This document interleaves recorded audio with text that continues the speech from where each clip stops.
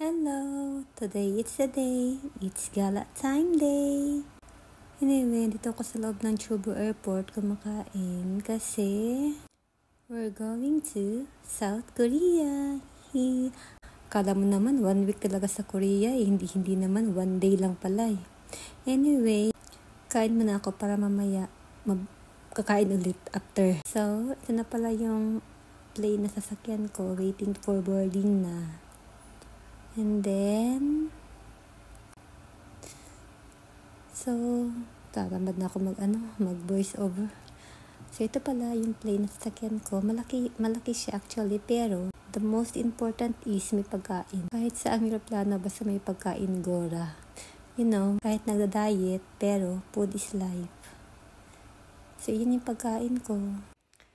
So, ito na, fast forward, nakalabas na ako ng Incheon Airport. At dahil may 1 night stopover ako, kaya ito, lumabas ako. Nandito ako ngayon sa, saan to? Anseo Station. Basta kayo na magbasa. Hanapin ko lang yung hotel ko.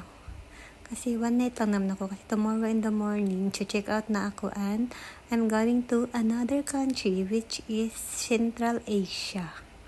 So, ito na pala yung hotel ko, guys. Simple lang. Importante may matulugan at nakalabas ng airport. Alam mo ba kung magkano lang yan siya? Goseng yen lang siya. Diba? Not bad na. Ano na siya? With free breakfast. And then free shuttle going back to international, Incheon Airport din. O, diba? So, ayan. Vlog daw, charot, feeling vlogger. Anyway, after nito lalabas din ako eh. Kasi diba, vlogger daw siya. Anyway, labas muna ako. Ay, okay lang siya, simple lang naman siya. So, ayan, din ako sa labas. Ibili ako ng pagkain. Gusto kong kumain, pero pick out ko na lang kasi ang lamig. Hanap lang ako ng anong makakainan. Actually, marami namang foods dito.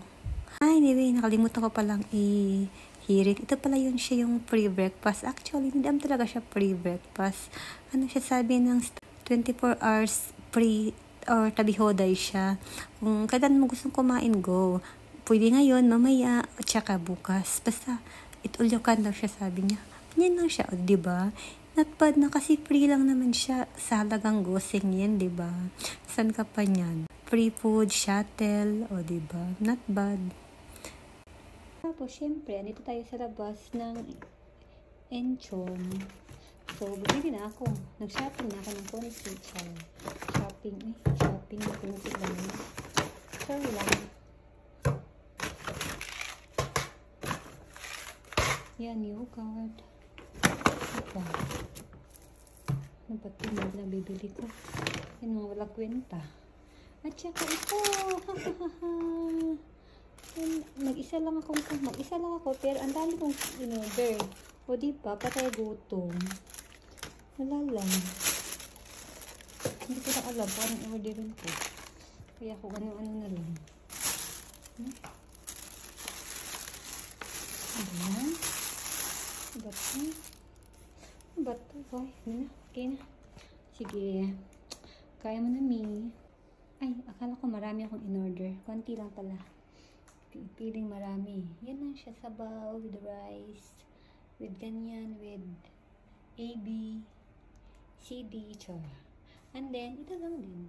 For tomorrow breakfast. Kasi, hindi ako pwedeng hindi lang yogurt eh. Ayan talaga. And then, wala. Para naman, sika kung nakalabas ako, bili-bili lang ng walang, hindi kailangan, char. Ayan na, nalagay ko na. Tomorrow in the morning ako mag-check out, pero hindi ko alam kung makakain ko ba to. Kasi, hindi ko alam. Ay na lang talaga. Anyway, lumipat ako ng pwesto. Kasi, ang gulo ko na dun. Ginulo ko na yung table. Kaya dito na ako. Dito na naman ako magdudumi. Tara, kain tayo. Kalamis ko po, sa ilang buwan pag-diet, ngayon kain lang ng kain. Pero napifeel ko ang sakit sa kushi ng posisyon ko na yan. Kaya lipat na muna ako. Diyos ko po. Okay, wait lang. Balik muna ako dun sa table ulit para makakain ng mabuti. Nais ko